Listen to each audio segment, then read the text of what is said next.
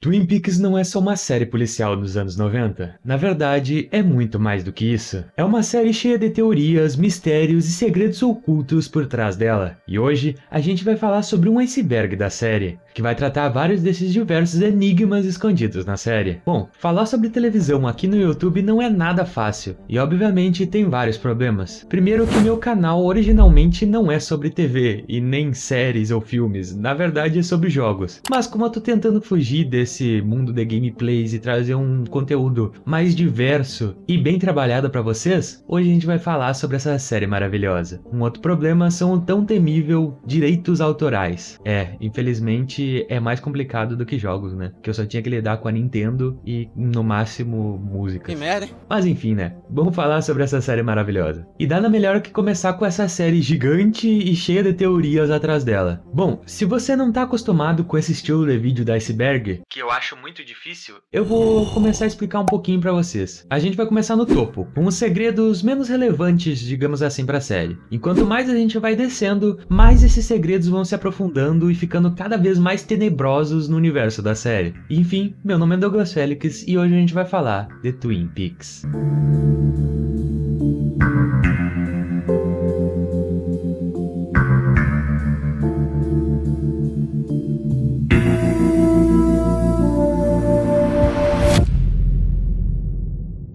Bom, então já pego o chimarrão de vocês, ou sei lá o que vocês vão tomar aí, porque eu recomendo ou um chimarrão, ou um cafezinho, sei lá, que esse vídeo vai ser um pouquinho longo, então é melhor vocês se sentarem numa cadeira, ó, bem confortável e relaxarem aí. Ou no sofá da sala, sei lá, ó, relaxem e aproveitem essa maravilha de série.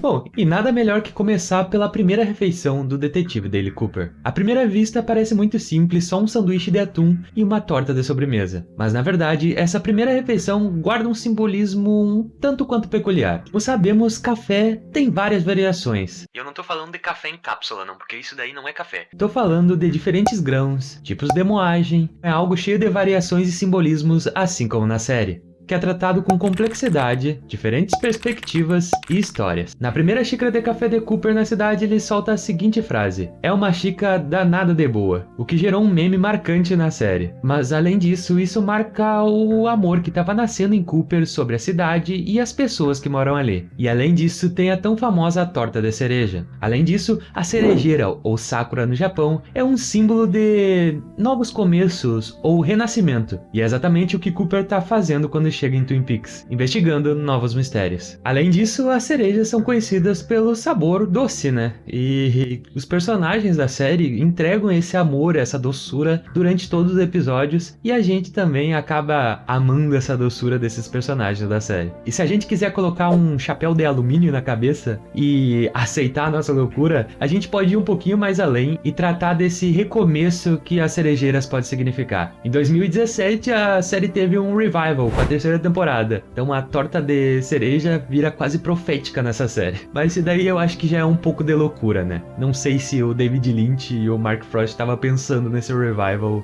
20 e tantos anos depois. E o sanduíche de atum é muito simples, né? Na verdade é isso que significa, a simplicidade. Como o Cooper é simples. Logo depois dele contratar a sua secretária Denise, que ele tinha feito esse almoço, ele fala que precisa pedir pro xerife da cidade um quarto simples, limpo e barato, o que demonstra muito essa simplicidade. O Cooper tá ali para completar o seu trabalho, não para passar umas férias, né?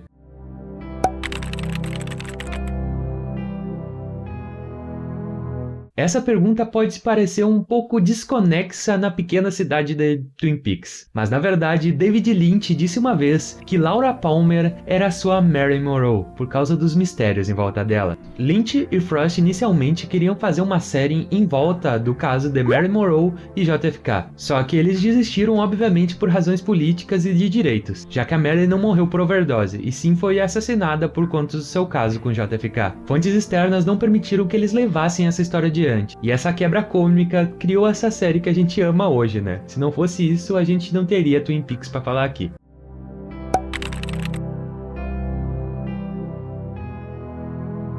Donuts tem se tornado um motivo de discussão em Twin Peaks, principalmente na perseguição da dona, em que Cooper responde com "me dê um donut" a uma pergunta feita sobre se a dona achava que estava sendo seguida. Isso desencadeou uma série de perguntas sobre a série, já que toda vez que alguma coisa era descoberta ou algum caso era resolvido, Cooper se recompensava a si mesmo e a equipe com donuts fofinhos, deliciosos e que realmente eu queria comer agora.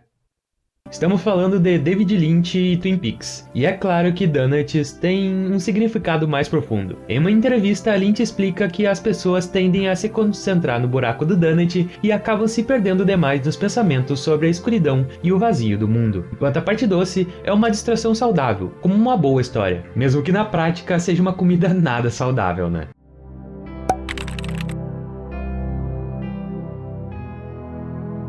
Preto como a meia-noite em uma noite sem luar. É assim que Cooper e eu gostamos de tomar café. E essa frase de Cooper soa como um tanto quanto poética. E, na verdade, é bem mais profunda quando analisada de perto. O amor de Cooper pelo café é um reflexo de sua felicidade em encarar os mistérios mais sombrios e profundos de frente para resolvê-los, além de revelar seu desejo genuíno de experimentar a vida rural e conviver de forma positiva com as pessoas dali. Sabemos disso porque os jovens na série normalmente costumam pedir uma xícara de café com creme e açúcar. Audrey até uma vez pede um café preto e amargo como o de Cooper, mas ela só mexe o dedo ali no café e sai pra dançar. Isso porque Audrey é fascinada por Cooper e sua vida misteriosa no FBI, né? E ela sonha em viajar com Cooper resolvendo mistérios pelo mundo afora. E isso contrasta diretamente com Cooper, que se apaixona pela cidade e pela vida rural. E ele até faz anotações para sua secretária Diane, contando sobre as suas aventuras, defendendo seus amigos, falando sobre a paisagem, os animais, as árvores e até planejando se aposentar ali em Twin Peaks, quando o mistério da Laura Palmer for resolvido. Falando nela, olha ela aí, não sei se essa cena vai pro YouTube. E falando nisso, esse vídeo de fundo é só o episódio piloto, tá? Não tem nada a ver com o que eu tô narrando aqui. Mas tá aí, vou deixar tocando. É bom que vocês vão ver o quanto a minha dicção é ruim. Eu gravei isso a primeira vez e não deu pra usar, de tão ruim que foi a minha dicção. Precisava refilmar a cena porque Silva de filmar a cena porque Silva precisava refilmar a cena porque Silvia. Ou seja, o amor de Cooper pelo café vai além de uma xícara. Ele aceita uma vida tranquila e suave. No episódio 7 da primeira temporada, Cooper dá uma dica ao xerife. Ele fala que todos os dias, uma vez ao dia, nós devemos nos presentear sem pensar ou planejar muito. Enquanto isso, ele aceita uma xícara de café no Double R. Isso vale também para você, espectador. Todos os dias se presenteie com algo. Eu, todos os dias com meu chimarrãozinho aqui, ó.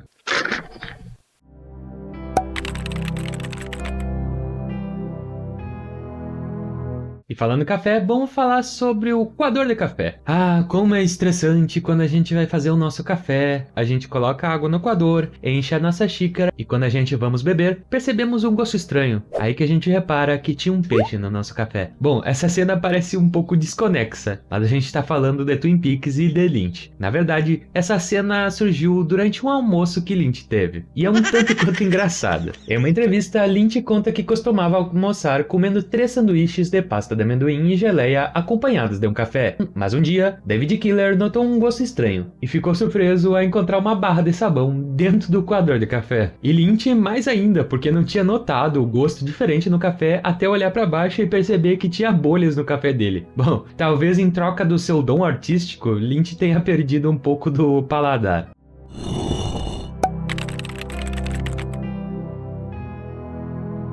Bom, a não ser que você já tenha assistido a série ou tomado algum spoiler, o Bob na primeira temporada só parece um cara estranho e um pouco perturbado. Mas na verdade, o ator de Bob, Frank Silva, era um decorador de cenários que apareceu sem querer em uma das filmagens. Mas Lynch gosta tanto daquilo que decidiu levar pra frente. Levou Bob pra frente das grades e decidiu seguir com as gravações. Agora que a aula de história sobre a série acabou, a gente poderia explorar várias teorias sobre o Bob. Mas infelizmente na primeira temporada esse personagem não é explorado muito, infelizmente. Na segunda temporada é que tudo acontece, mas o que sabemos é que Bob talvez nunca teria aparecido na série sem esse infeliz acidente, e talvez Twin Peaks tivesse um antagonista totalmente diferente do que a gente temos hoje. Mais tarde foi dito a Lynch que precisava refilmar a cena porque Silva havia aparecido acidentalmente refletido em um espelho, mas esse feliz acidente solidificou a ideia de Lynch que aquele homem seria essencial para a série.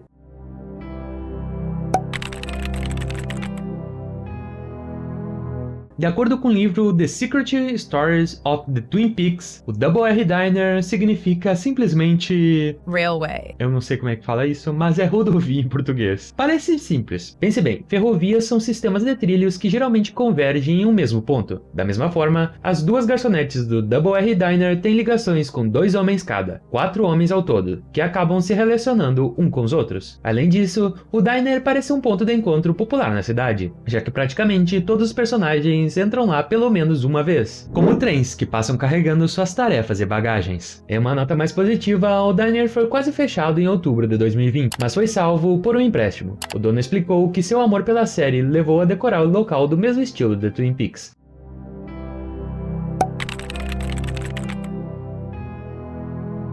Bom, esses são bons 2 exemplos de dualidade na série, já que Ben é um homem mais velho, mais alto, mais sério e preocupado com as coisas. Já Jerry é um homem mais baixo, mais extrovertido, animado, passa em festas com os clientes, bem diferente de Ben, né? Os dois queriam levar esse estilo de vida despreocupado, mas se envolveram em vários, digamos, negócios obscuros, né? Não posso falar muito, já que esses 2 personagens são mais envolvidos nas próximas temporadas, que eu vou trazer aqui no canal, tá? Fica despreocupado. O segundo episódio desse vídeo já vem aí, tá? Calma, calma. E falando nisso, agora o canal tem um cronograma um pouco diferente. Só tem vídeo aqui no sábado. Então já ativa o sininho, porque o YouTube não tá recomendando meus vídeos. Então, ó, se você tá inscrito, clica no botão, se desinscreve e se inscreve de novo e ativa o sininho. Que daí o YouTube vai voltar a recomendar os vídeos pra vocês, tá bem? Fica ligado, gurizada.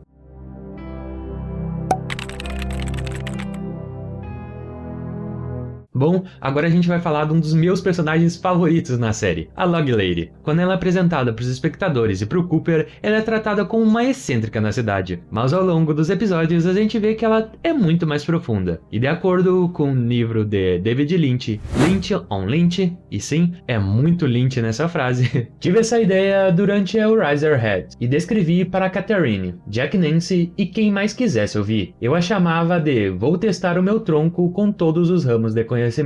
Era uma série de uma meia hora estrelada por Catherine como a mulher do tronco. O marido dela tinha morrido em um incêndio florestal e suas cinzas ficavam na lareira junto com seu cachimbo e gorro. Ele era um lenhador, mas a lareira estava completamente fechada porque agora ela tinha muito medo do fogo. Ela também tinha um pequeno filho, mas não dirigia, então pegava táxis. Todo episódio começaria com ela ligando para algum especialista de determinada área do conhecimento. Talvez nesse dia ela ligasse para um dentista.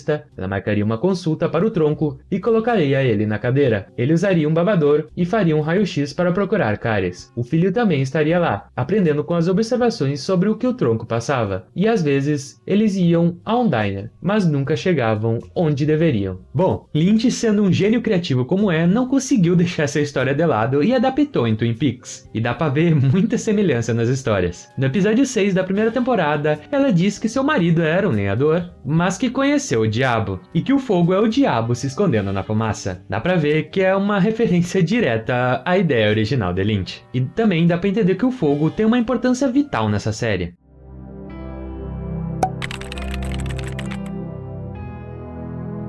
Embora esses elementos sejam sugeridos desde o início da série, nos últimos episódios da primeira temporada, eles acabam tendo mais peso. E especificamente no último episódio da primeira temporada, vemos Cooper tendo uma maré de sorte absurda no Blackjack. Mais tarde a gente sabemos que foi uma contagem de carta. E a Lady Black também joga tarô enquanto vê Cooper pela TV das câmeras. Ela então pede a Audrey que escolha uma carta de um baralho comum. E Audrey tira a Rainha de Ouros. Segundo a cartomancia, adivinhação com cartas em baralho, essa carta representa um inimigo e ou uma manipuladora ou sedutora de homens, o que descreve perfeitamente o estilo de Family Fatal da Audrey. Já que nos sonhos de Cooper se mostram pistas importantes na investigação, podemos assumir que já na primeira temporada que algum tipo de magia ou espírito o estava guiando na direção certa. Sem dar muitos spoilers sobre temporadas e filmes posteriores, as visões de Cooper antecipam os elementos mágicos que a série vai aprofundar,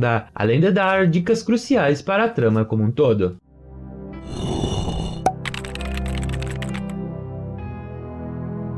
Bom, desde o início da série, Leland tá lidando com dois lados. Um que sente muita dor pela morte da filha, Laura Palmer, e outro que tenta superar isso dançando e tentando ser alegre a todo momento. E bom, isso é um spoiler, mas depois a gente descobre que Bob tá possuindo o Leland. E isso é uma coisa muito interessante, já que dá pra gente ver um prelúdio disso já desde os primeiros episódios. No sonho de Cooper é falado sobre um homem dançante, e se a gente ligar os pontos depois de assistir a série, dá muito bem pra perceber que esse sonho tava se tratando de Leland.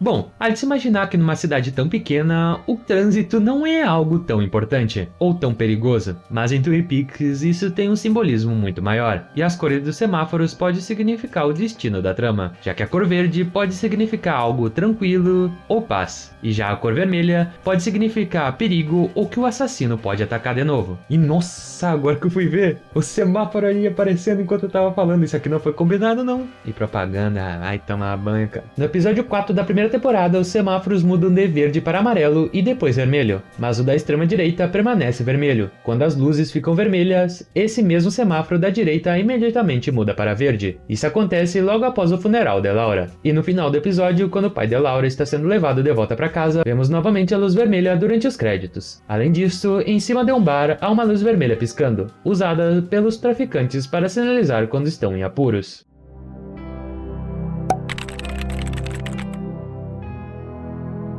Bom, esse é um dos símbolos mais fáceis de perceber, já que as cachoeiras estão normalmente ligadas com emoções transbordando. E na série isso retrata as emoções transbordando em paixões intensas. Na primeira temporada, episódio 3, a cachoeira aparece rugindo e quase transbordando logo após duas cenas sugestivas. Depois, no episódio 6, ela é mostrada em uma fúria novamente, logo após Shelley atirar em Léo antes de Cooper voltar para o hotel e encontrar Audrey, digamos, se oferecendo em sua cama. Na cena seguinte, Andy ainda sofre um tratamento de silêncio de Lucy, que acabou de descobrir que está grávida. Já no episódio 7, vemos o apartamento do médico cheio de decorações ligado ao mar, guarda-sóis, toalhas de praia, conchas e música suave, mostrando sua ligação com a água. Ele e Laura claramente tiveram intimidade, e seu amor pelo oceano simboliza sua liberdade de se expressar e ouvir os sonhos e desejos secretos de Laura. Indo mais além, a água é um dos 3 elementos retratados na série: fogo, madeira e água. Os outros 2 a gente vai tratar um pouco mais à frente. A água normalmente é retratada como um símbolo de sabedoria e paz. Costuma-se dizer que seu caos é o criador da vida. Rios, por exemplo, são águas correntes, que costumam simbolizar o caminho do personagem.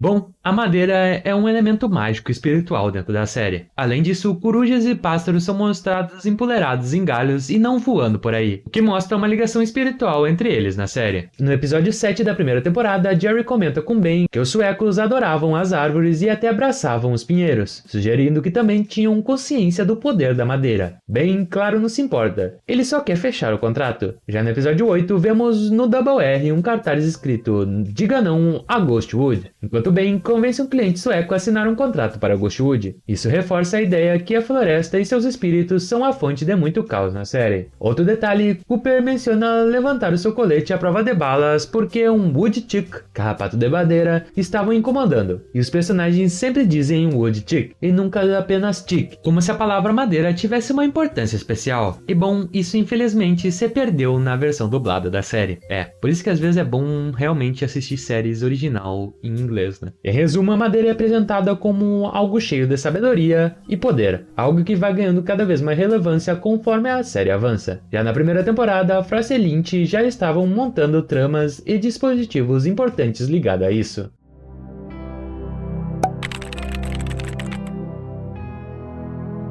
O fogo é símbolo de destruição e engano, e criado em partes pelo diabo. Através da escuridão do futuro passado, o mágico deseja ver uma chance entre dois mundos. Caminhe comigo pelo fogo. Eu também fui tocado pelo diabólico, tatuado no meu ombro esquerdo. Mas quando vi o rosto de Deus, mudei, arranquei todo o meu braço. Meu nome é Mike e o nome dele é Bob. Primeira temporada, episódio 3. Esses detalhes vitais apontam o fogo como uma espécie espécie de antagonista, a fonte da destruição. Se a madeira é vista como poder, ajudando os personagens a chegar a conclusões, como o carrapato de madeira em Cooper ou a própria Log Lady, o fogo é a destruição dessa energia, consumindo a madeira e a vida enquanto se espalha. No final da primeira temporada, descobrimos por uma fita encontrada no apartamento do Dr. Jacob que Laura se citava com a brutalidade de Léo, dizendo especialmente que ele acendia o seu fogo. Mais tarde sabemos que na verdade não foi Léo que acendeu esse fogo, mas provavelmente Bob. Mesmo assim, o sentido continua. Laura se tornou viciada em um abuso perigoso, comparando essa relação destrutiva a acender o fogo. Algo assustador, mas também excitante para ela.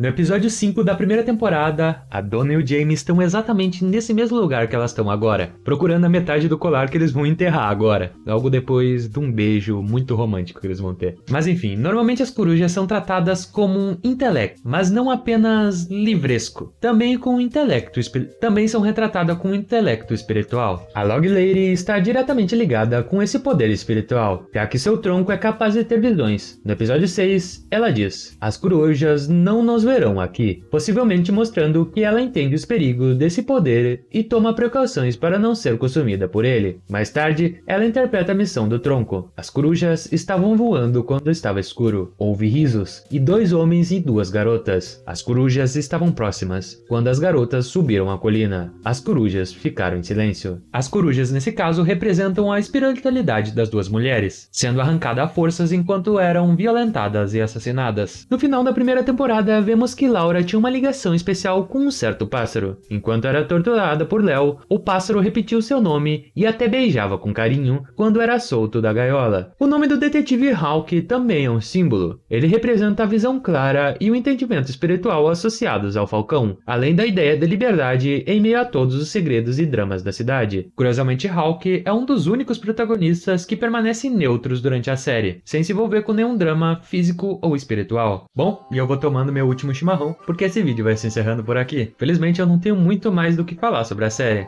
mas eu vou falar um pouco sobre a minha experiência com essa série. Atualmente eu tô no episódio 21 da segunda temporada, e o que eu tô achando, sinceramente, é incrível. E bom, pra não falar merda nesse vídeo ou falar algo de errado, eu quero fazer um agradecimento especial à minha sobrinha, a Isadora, que revisou esse roteiro pra mim não falar nada de errado aqui, porque ela é muito mais fã da série do que eu, e tem um entendimento muito maior que eu sobre essa série. Então, ó, muito obrigado, Isa, por ter analisado esse roteiro pra mim. Inclusive uma curiosidade que ela me contou e depois eu fui pesquisar mais a fundo, a terceira temporada de Twin Peaks The Return, foi uma minissérie com 18 episódios, e esses episódios tiveram mais ou menos 18 horas de duração. David Lynch até teve uma ideia de apresentar essa série inteira como um filme no teatro de 18 horas, o que eu acho que não seria uma boa ideia, né? Porque ele ia ter que pagar café, almoço pra essas pessoas e talvez até janta, mas enfim, né? Mas é isso, gurizada, esse vídeo vai ficando por aqui, eu espero muito que vocês tenham gostado desse vídeo do trabalho. Não é algo fácil fazer um vídeo sobre essa série, porque ela tem muito detalhe, eu tive que pesquisar muito. Mas é isso, gurizada, espero muito que vocês tenham gostado. Quem gostou, ó, deixa o like, comenta, compartilha com um amigo de vocês. Por favor, se inscreva no canal para ajudar o canal aí. E lembre-se, o pior não foi o que você viu.